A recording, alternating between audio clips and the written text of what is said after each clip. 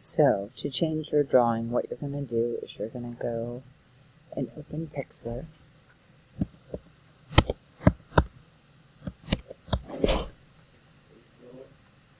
From here, you're going to open the advanced editor. You're going to open your image.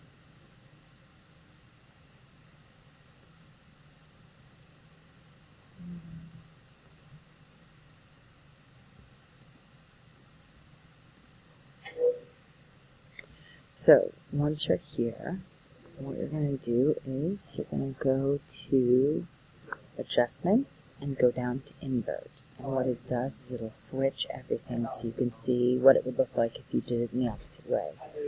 And then you can save it by going to File, Save, make sure you're saving it as the JPEG,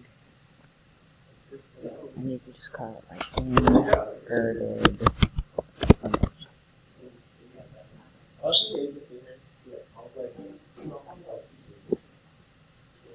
Alright, and so that's how you do it.